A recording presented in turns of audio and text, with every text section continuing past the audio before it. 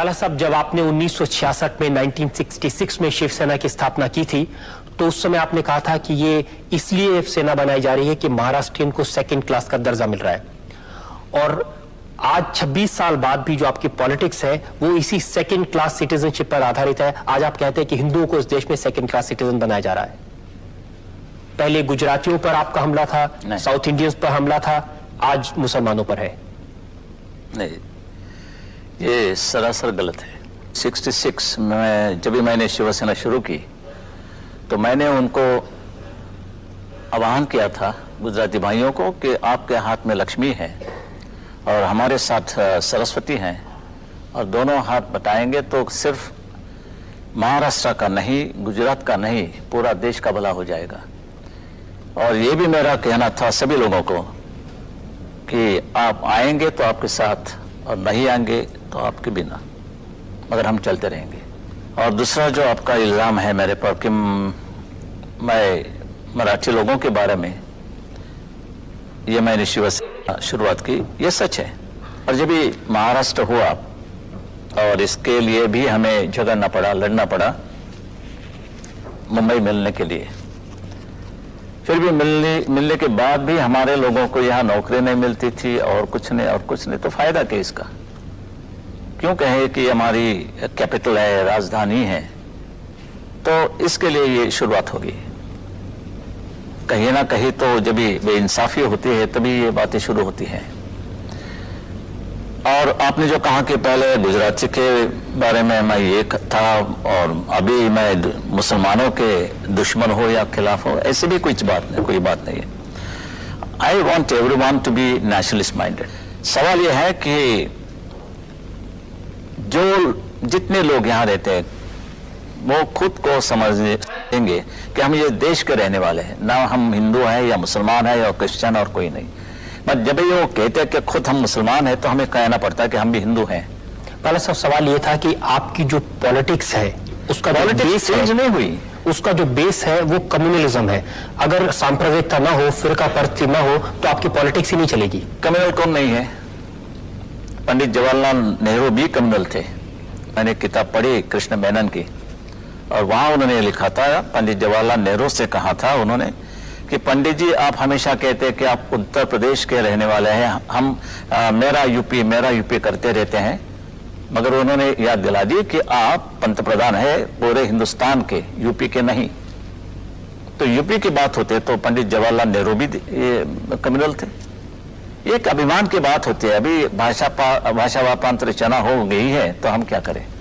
नहीं, लेकिन आप ऐसे ही मामले उठाते हैं। अगर जैसे बॉम्बे में कभी किसी इश्यूज पर लड़ने की बात आती है तो जितने इश्यूज आप और आपकी शिवसेना उठाती है वो फिर कम्युनिटी से या जो एक शुरू में था एक बात, क्योंकि सेटल होने की बात थी, और सेटल होने के बाद जो हमारे देश के सामने अभी जो पेचीदे सवाल खड़े हुए हैं उसका भी हमारे पर कोई कंधे पर कोई कर्तव्य होता है। मैं आपको अभी ताजा उदाहरण देता हूं। जब 6 दिसंबर को अयोध्या में बाबरी मस्जिद का ढांचा गिराया गया तो शिवसेना ने सबसे आगे जाकर के झंडा गाड़ दिया, हमने गिराया, और उसको बड़े गौरव से उसको ओन किया। गौरव तो है ही, बिल्कुल, इसमें कोई शर्म की बात नहीं है। मैंने तो कहा दिया, साफ कह दिया। आप ये मानते हैं ये बाबरी मस्जिद गिराने दी गई है, इसके नीचे हमारा जो टेम्पल था, मंदिर था राम का, वो हमने ऊपर लाया। वो जो ढांचा था वो मंदिर था क्या मस्जिद था? और ढांचा में तो काफी चीजें ऐसी थी कि हमारे हिंदू की संस्कृति इसमें डर गई थी, छुपी गई थी। जो गिराया वो मंदिर था या मस्जिद था बाला साहब? मैं तो गया नहीं था, और इसके लिए ऊपर क्या था नीचे क्या था मुझे इतना तो मालूम है। नीचे हमारा मंदिर था और कहीं पोर्शन था वो हिंदू संस्कृति की एक सिंबॉलिक बात थी। लेकिन लोग कहते हैं शिवसेना का तो वहां एक भी आदमी नहीं था। ना, ऐसे कैसे हो? नहीं तो बड़ी शर्म की बात है। और आप ज्यादा पूछेंगे तो सीबीआई मेरे पीछे लगेगा। ये तो सच क्या है बाला साहब, जनता ये जानना चाहती है। सच ये है कि इतिहास आप देखेंगे, हिस्ट्री टेल्स सेज कि बाबर ने हमारे जितने मंदिरें थी और पूरे के पूरे मुसलमान जितने आए यहाँ वो आक्रामक थे, और उन्होंने पूरे हिंदू मंदिरें गिरा दी और उसके ऊपर मस्जिद खड़ी की दी। और अभी हम तो आजाद हो गए हैं, हमारे कर्तव्य है कि जो मस्जिद है वो गिराने के बाद हमारे मंदिर हम वहां खड़े कर देंगे। वैसा तो मैं चाहता हूं कि ये मुसलमान भी हमारे साथ शामिल हो जाए इस लड़ाई में, मिशन में।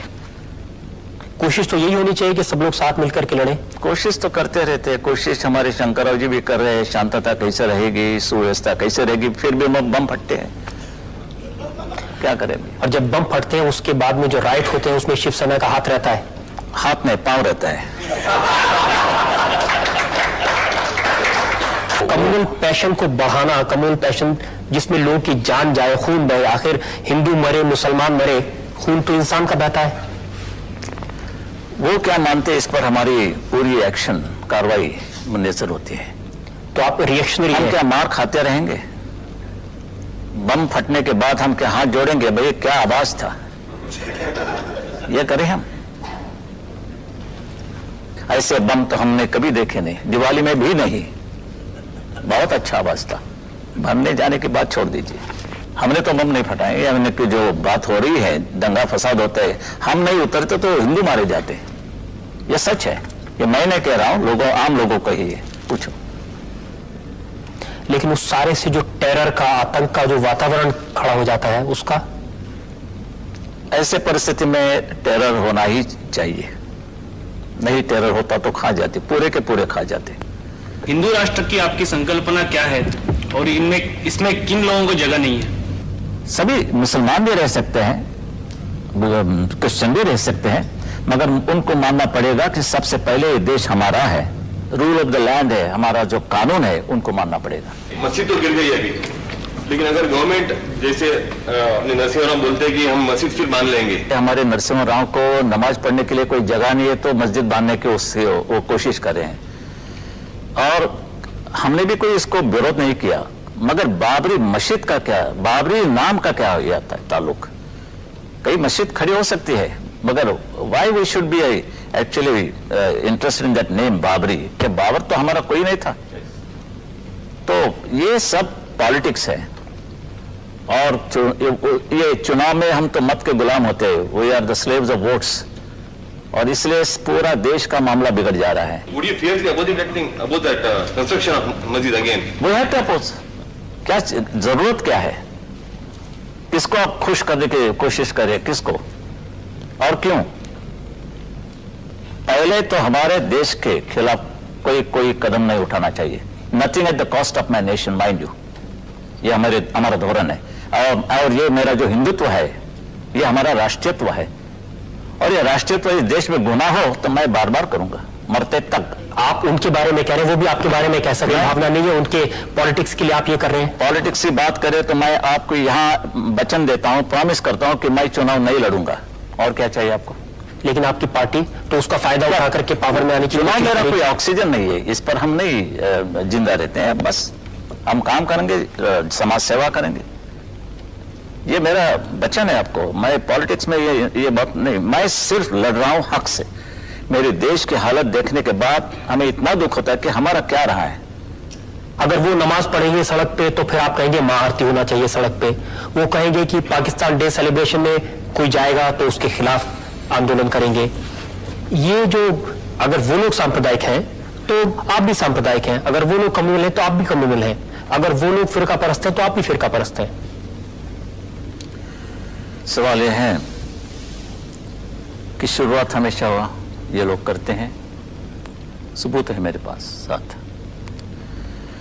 नमाज पढ़ने के बारे में तो हम कभी रोका नहीं उनको, वो जा सकते हैं, मस्जिद में जा सकते हैं, नमाज पढ़ सकते हैं, ईद या कहीं उनके त्योहार होते हैं वो मनाना कर सकते हैं। फिर भी जब ये रास्ते की बात आती है, कैसे हम ये बर्दाश्त करेंगे? ये तुम्हारा धर्म होना होगा तो हमारे भी धर्म है, आपका धर्म, हमारा किसी का भी धर्म, ये मस्जिद में होना होगा या घर में। ये ऐसी कोई चीज नहीं है कि धर्म ये नहीं सिखाता कि भाई चलो लोगों को तकलीफ दो। मगर जब ये गवर्नमेंट की जो चाल है वो हमने देखी कि भाई इतना होने के बाद भी पुलिस वाले भी रूट बदलते हैं, या चलो नमाज पढ़ रहे हैं तो ठीक है, रूट क्यों बदला? चलो अभी नमाज पढ़ने के बाद आप रूट बदलने लगे तो हम महाआरती शुरू करते हैं कि इस देश में तो सर्वधर्म समभाव है, उनका भी एक हक है, हमारा भी है, उनका भी है, चलो रास्ते पर एक कर देंगे ये बात। ये हमने जानबूझकर किया, क्योंकि हमने कहने के बाद भी ये बात बढ़ती रही, और जब ये बात वर्षा बंगला तक, यानी चीफ मिनिस्टर के बंगले के लॉन पर भी वो नमाज पढ़ना उन्होंने शुरू किया, तो ऐसा लगा कि क्या हिंदुस्तान है और ये पाकिस्तान। पाकिस्तान में भी इतनी उनकी फ्रीडम नहीं मिलती जो हमारे देश में मिलती है। इसको कहते हैं ना बाला साहब, रिएक्शनरी होना, प्रतिक्रियावादी। अगर वो नमाज पढ़ेंगे तो हम आरती नहीं करेंगे। नहीं नहीं, ये सवाल नहीं, ये पैम्परिंग जो चल रहा है इन लोगों का, वो हम नहीं। You must accept the rule of the land. यानी जो कानून है, जो संविधान मानना है, पड़ेगा, उसको हमें भी मानिए। मानना पड़ेगा, हम भी मानते हैं और उनको भी मानना पड़ेगा। ये जो बाबरी मस्जिद का ढांचा गिराया गया, ये कानून मानकर गिराया गया। सुप्रीम कोर्ट का ऑर्डर था। सुप्रीम कोर्ट छोड़ दीजिए, वो कोर्ट नहीं मानता। उन्होंने क्या कहा था? सुप्रीम कोर्ट ने ये कहा था वो न्यू कंस्ट्रक्शन नहीं होना होगा, तो हमने ठीक है, कंस्ट्रक्शन कहां गया? उधर कंस्ट्रक्शन नहीं हुआ, डिस्ट्रक्शन हुआ। अभी क्या चाहिए? हमेशा वकील लोग कहते हैं भाई इंटरप्रिटेशन ये होता है, तो हमारे भी इंटरप्रिटेशन ये है कि हमने कुछ भी कंस्ट्रक्शन नहीं किया, हमने डिस्ट्रक्शन किया। तो कानून को आप अपने हिसाब से मोड़ कानून करके, क्या होता है? पहले तो मिलता था, अभी तो खरीद करना पड़ता है। अगर आप चाहें कि जो दूसरे लोग हैं वो कानून को माने, तो सबसे पहले तो दूसरे आपको का खुद मानना हक कितना पड़ेगा। ये देश में है वो देखना पड़ेगा। जो हमें हिंदुओं को पाकिस्तान में नहीं मिलता, बांग्लादेश में नहीं मिलता और किसी अरब राष्ट्र में नहीं मिलता, वो हक इधर किसी को भी नहीं मिलेगा, नहीं मिलेगा।